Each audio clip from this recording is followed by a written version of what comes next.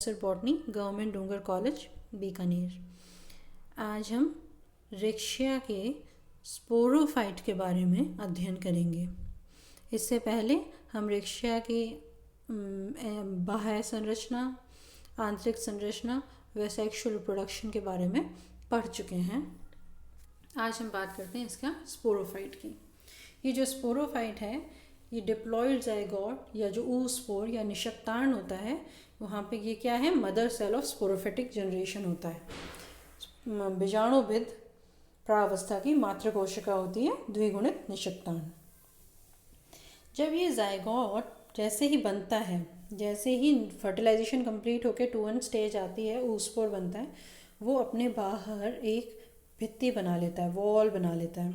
और साथ ही साथ ये जो वेंटर कैविटी होती है ना, अंडा की जो जो एरिया होता है, उस कैविटी के अंदर बीचों बीच आकर स्थापित हो जाता है अपना।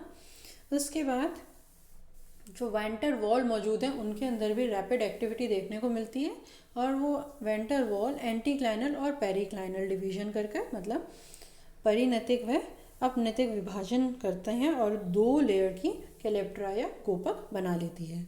हम स्पोरोफाइट, मैच्योर स्पोरोफाइट का स्ट्रक्चर पढ़ के आए हैं, हम इस बात को जानते हैं। अब हम देखते हैं डेवलपमेंट ऑफ स्पोरोफाइट या बीजाणुविद का विकास। देखिए, जो निषक्तांड या oospore बना, उसमें सबसे पहले अनुप्रस्थ विभाजन होगा, जो कि एक दूसरे से कैसा होगा, समकोण पर। तो अब ट्रांसवर्स डिवीजन एक दूसरे से राइट एंगल पर होएगा, तो कितने सेल्स बनेंगे, 4। तो ये जो 4 सेल स्टेज है उसको हम कहते हैं क्वाड्रेंट या चतुर्थांश। ये चतुर्थांश है, इसमें वर्टिकल डिवीजन होगा, उदर्ग भित्ति बनेगी इनके बीच में। तो अब कितनी सेल्स बन जाएंगी, 8 कोशिकाएं। और ये 8 कोशिकाएं क्या बनाती हैं, एम्ब्रियो। इस अवस्था को हम कहते हैं ऑक्टेंट या 8 कोशिकीय भ्रूण या अष्टाश। ऑक्टेंट का अर्थ है अष्टांग। अब ये जो 8 सेल स्ट्रक्चर बना, ये ऑल पॉसिबल प्लेन्स में डिवाइड करेगा, मतलब कि जितने भी जगह से जितने भी एंगल से पॉसिबल है वो हर तरीके से रैपिडली डिवाइड करेगा। और कब तक डिवाइड करता रहेगा, जब तक कि 20 to 40 सेल्स नहीं बन जाती। जैसे 20 से 40 सेल्स बनेंगी, तब वहाँ पर जो पृष्ठीय कोशिकाएं हैं या सुपरफिशियल सेल्स हैं, उनके अंदर कैसा विभाजन होगा, परिनैतिक यानी पेरिक्लाइनल। पेरिक्लाइनल डिवीजन जब भी होता है तो स्तर में वृद्धि होती है, लेयर्स में इंक्रीज होता है। तो यहाँ पर 2 लेयर्स बन जाएंगी, आउटर लेयर और इनर लेयर। पहले आउटर लेयर की बात करें तो जो बाहरी लेयर या बाहरी स्तर बनेगा, बाह्य स्तर बनेगा, उससे क्या बनेगा, एम्फीथीशियम, बहिस्तीशियम बनेगा। और ये बहिस्तीशियम अब क्या करेगा, सिर्फ एंटीक्लाइनली डिवाइड करेगा, यानी अपनैतिक विभाजन होगा, मतलब सिर्फ इसकी संख्या में वृद्धि होगी। और संख्या में वृद्धि होकर क्या बना लेगा, सिंगल लेयर जैकेट। ठीक है, वो कैप्सूल वॉल जिसकी हम बात कर रहे थे वो बन गया है ना। कैलेप्ट्रा तो यहाँ पे बन ही नहीं रहा। कैलेप्ट्रा जो बन रहा है या गोपक जो बनता है वो तो वेंटर वॉल से बनता है। कैप्सूल की जो वॉल है वो किससे बनी है, बाह्य स्तर से, एम्फीथीशियम, है ना। अब देखिए अंदर आ जाए हम, तो सेंट्रल या इनर लेयर जो बनी, ठीक है, जो भीतरी स्तर बना, उसके अंदर क्या बनेगा, एंडोथीशियम, अंतःस्थीशियम। और ये अंतःस्थीशियम किसको जनरेट करेगा, आर्कीस्पोरियम, मतलब प्रसूतक। ये आर्कीस्पोरियम की सभी कोशिकाएं अब किसकी तरह एक्ट करने लगेंगी, स्पोरोजीनस सेल, बीजाणुजन कोशिका। और बीजाणुजन कोशिकाएं अब किसकी तरह एक्ट करेंगी, स्पोर मदर सेल, बीजाणु मात्र कोशिका। बीजाणु मात्र कोशिका में अब जो होगा इसे हम कहेंगे अब स्पोरोजेनेसिस। स्पोर मदर सेल तक तो क्या हुआ आपका, डेवलपमेंट ऑफ स्पोरोफाइट, बीजाणुविद का विकास। अब जो आगे हो रहा है वो क्या है, स्पोरोजेनेसिस या बीजाणु जनन। तो स्पोर मदर सेल कैसी है, 2n है। अभी तक देखिए ऊपर सब जगह माइटोसिस हो रहा है, तो यहाँ पर कैसी अवस्था है, डिप्लॉइड। और हमें कैसी अवस्था चाहिए, गैमेटोफिटिक। तो गैमेटोफिटिक अवस्था के लिए हमारे को क्या करना होगा, मियोसिस। तो यहाँ पर जो है पहला मियोसिस होगा। और मियोसिस 1 में हमेशा क्या होता है, मियोसिस क्या है, अर्धसूत्री विभाजन क्या होता है, रिडक्शनल डिवीजन। तो फर्स्ट स्टेप में तो क्या होगा कि जितने भी क्रोमोसोम्स हैं वो आधे रह जाएंगे, आधे आधे डिवाइड होंगे। ठीक है, तो अर्धसूत्री विभाजन फर्स्ट में पार्शियल वॉल बन गई और क्रोमोसोम जो नंबर है वो आधा रह गया। अब जो सेकंड होगा उसके अंदर क्या होगा, वॉल कंप्लीट बनेगी और टेट्राहाइड्रली अरेंज्ड स्पोर बनेंगे, मतलब बीजाणु चतुष्क बन जाएगा। तो ये क्या है आपका स्पोरोजेनेसिस। तो इस डायग्राम को आपको अच्छे से याद रखना है, ये आपको 2 पॉइंट्स में मदद करेगा, 2 पॉइंट्स की लैंग्वेज बनाने में मदद करेगा। पहला डेवलपमेंट ऑफ स्पोरोफाइट, बीजाणुविद का विकास, और दूसरा स्पोरोजेनेसिस यानी बीजाणु जनन। अब आगे चलते हैं, देखिए चित्र देखिए, जाइगोट, सबसे ए में देखिए जाइगोट है या ऊस्पोर या आपका निषक्तांड है जो वेंटर के बीचों बीच मध्य में आकर उसकी कैविटी में स्थापित हो गया है। बाहर देखिए जो वेंटर की वॉल है वो बी डायग्राम में देखिए 2 लेयर हो गई है, 2 स्तर की हो गई है, और जाइगोट में पहला डिवीजन ट्रांसवर्स हुआ, और सी में देखिए तो वह वापस राइट एंगल पे डिवाइड हुआ, तो क्वाड्रेंट बन गया आपका। क्या बन गया आपका क्वाड्रेंट, 4 लेयर्स अवस्था बन गई जिसको आप क्या कहते हैं, चतुर्थांश। डी में देखिए अब क्या हुआ, एंटीक्लाइनल सॉरी पहले पेरिक्लाइनल, पहले तो ये क्या हुआ 20 to 40 सेल्स में तक डिवाइड होता रहा हर पॉसिबल प्लेन से, और उसके बाद अब यहाँ पर पेरिक्लाइनल डिवीजन हुआ, तो 2 स्तर बन गए, बाहर एम्फीथीशियम और अंदर एंडोथीशियम। जो एम्फीथीशियम बना वो क्या बनाएगा, सिंगल लेयर्ड कैप्सूल वॉल, एक स्तर की कैप्सूल की भित्ति बनाएगा, जबकि अंदर जो एंडोथीशियम है वो क्या बना लेगा, आर्कीस्पोरियम।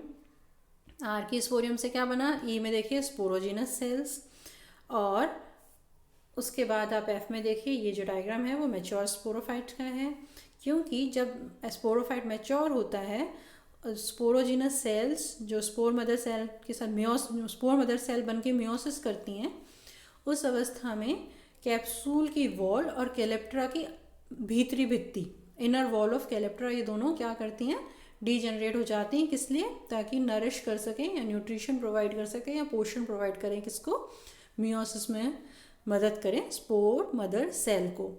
तो जो मैच्योर स्पोरोफाइट है इसमें हमारे को सिंगल लेयर कैलेप्ट्रा दिखाई दे रहा है और स्पोर टेट्रार्ड्स या बीजाणु चतुष्क दिखाई दे रहे हैं।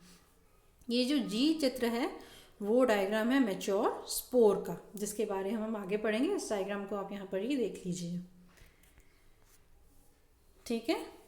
तो ये है आगे वाला पॉइंट। अब देखिए यहाँ पर जो कैप्सूल वॉल और इनर लेयर ऑफ कैलेप्ट्रा थी, उसके अलावा कुछ स्पीशीज़ में यानी कुछ जातियों में सभी sporogenous cell, spore mother cell जो है वो स्पोर टेट्राड नहीं बना के कुछ क्या हो जाती हैं, अबॉर्टिव हो जाती हैं। कुछ क्या हो जाएंगी, अबॉर्टिव। अबॉर्टिव मतलब कि वो अब फर्टाइल नहीं रहेंगी और उनका जो साइटोप्लाज्म है वो वॉटरी हो जाएगा। क्यों हो जाएगा ऐसा, क्योंकि वो नर्स सेल की तरह एक्ट करेंगी, धात्री कोशिकाओं की तरह कार्य करेंगी, धारणी युक्त हो जाएंगी और जलीय हो जाएंगी, और फिर क्या करेंगी, बीजाणुविद को पोषण प्रोवाइड करेंगी, न्यूट्रिशन प्रोवाइड करेंगी। देखिए न्यूट्रिशन या नरिशमेंट प्रोवाइड करेंगे, इसलिए उनका नाम क्या है, धात्री कोशिकाएं या नर्स सेल है। इनके बारे में एक और बात है कि ये फोररनर्स ऑफ इलेटर्स हैं, मतलब इलेटर्स की पूर्वज समझी जा सकती हैं। देखिए हिपैटिक ऑप्सिडा में इलेटर्स मौजूद हैं जो कि रिक्शिया में नहीं है। मार्केंशिया जो आप पढ़ेंगे हिपैटिक ऑप्सिडा का दूसरा मेंबर, उसमें इलेटर्स मौजूद होंगे, ठीक है।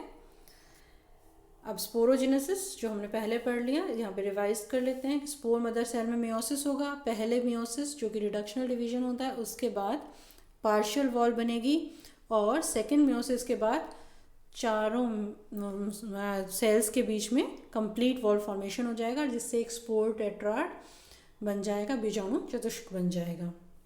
ये देखिए ये जो है आपकी स्पोर मदर सेल है, पहले पार्शियल वॉल डिवीजन होने लगा है, पार्शियल वॉल बनी है, और ई में देखिए 4 सेल्स, 3 आगे दिख रही हैं, एक पीछे की ओर है, स्पोर टेट्राड बन गया है।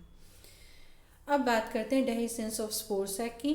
तो भाई कैसे बीजाणु कोश का स्फुटन होता है, कैसे होगा, देखिए यहाँ पर कोई भी प्रकीर्णन की कोई विशेष विधि नहीं पाई जाती, कोई स्पेसिफिक या स्पेशल मैकेनिज्म नहीं है डेहिसेंस और डिस्पर्जल ऑफ स्पोर्स की। यहाँ पर जो स्पोर हैं तब तक स्पोर सैक में मौजूद रहेंगे, तब तक कैप्सूल में मौजूद रहेंगे जब तक कि कैप्सूल का डेथ और डिके नहीं हो जाता। जब थैलस और कैलेप्ट्रा ख़त्म हो जाएंगे, उनकी डिके हो जाएगा, उसी समय उनके सड़ने गलने से ही जो स्पोर्स हैं वो फ्री हो पाएंगे। स्पोर टेट्राड फ्री हो पाएगा किस में से? स्पोर सैक या कैप्सूल में से।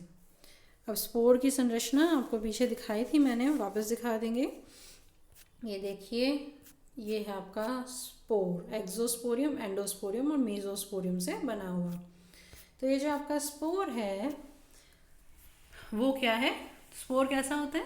एन हैप्लॉइड होता है। तो ये क्या है? Mother cell of gametophytic generation, युग्मोद्भिद प्रावस्था के मातृ कोशिका। ये हैप्लॉइड है ना। यूनिन्यूक्लिएट है, मतलब इसमें सिर्फ एक केंद्रक मौजूद है। पिरामिडल इसकी शेप की बात करें, और 0.05 से 0.2 माइक्रोन्स इसका डायमीटर होता है। 3 स्तर होते हैं इसके अंदर, और इनका विकास सेंट्रीपीटल ऑर्डर में होता है। सेंट्रीपीटल ऑर्डर का मतलब जो बाहरी लेयर है वो सबसे पहले बनेगी और भीतरी लेयर है वो सबसे बाद में बनेगी। मतलब एक्सोस्पोरियम सबसे पहले बनेगा और एंडोस्पोरियम सबसे अंत में बनेगा। तो यहाँ जो एक्सोस्पोरियम है वो कैसा होता है? ऑर्नामेंटेड और स्कल्पचर्ड। बीजाणु बहिर्चोल कैसा होगा? क्यूटिन युक्त होगा और अलंकृत होगा। मीजोस्पोरियम 3 कंसेंट्रिक जोन से बना हुआ है। 3 समकेंद्री परतों से बना हुआ होता है बीजाणु मध्यचोल। और एंडोस्पोरियम यानी भीतरी परत पेक्टिन से बनी हुई होती है, पेक्टिक पदार्थों से बनी है, और कैसी है? होमोजीनस, समांग है। ठीक है, और ये अभी केंद्रीय क्रम में बनते हैं सेंट्रीपीटल ऑर्डर में। ये आपको एक्सप्लेन पहले ही कर दिया है। अब बात करते हैं जर्मिनेशन ऑफ स्पोर की। तो देखिए, बड़ा सरल सी बात है। स्पोर तो कब रिलीज होगा? जब थैलस और कैलेप्ट्रा दोनों की डेथ और डिके हो जाएगी। अब ये सॉइल में आ गया। सॉइल में क्या होना चाहिए? पर्याप्त मात्रा में पानी होना चाहिए। जब पानी मौजूद होगा तो एक्सोस्पोरियम और मीजोस्पोरियम फट जाएंगे। बहिष्चोल और मध्यचोल क्या होंगे? रप्चर हो जाएंगे। किससे? ट्राई रेडियस रिज से, त्रियरी अट्टक से। और एंडोस्पोरियम जो है वो क्या बनाएगा? एक ट्यूब्यूलर आउटग्रोथ बनाएगा। ठीक है, त्रियरी अट्टक से। मध्यचोल और बहिर्चोल तो क्या हो गए? फट गए। और अंतःचोल जो है वो एक नलिका के रूप में बाहर आएगा, और इसको हम क्या कहते हैं? जर्म ट्यूब या जनन नलिका कहते हैं। ये जनन नलिका तीव्र वृद्धि करती है, रैपिड ग्रोथ करती है, और फाइनली ये अपनी टिप पर, अपने शीर्ष पर ट्रांसवर्सली डिवाइड होगी, अनुप्रस्थ भित्ति बनाएगी और एक छोटी कोशिका बनाएगी जो उसे बाकी ट्यूब से अलग कर देगी।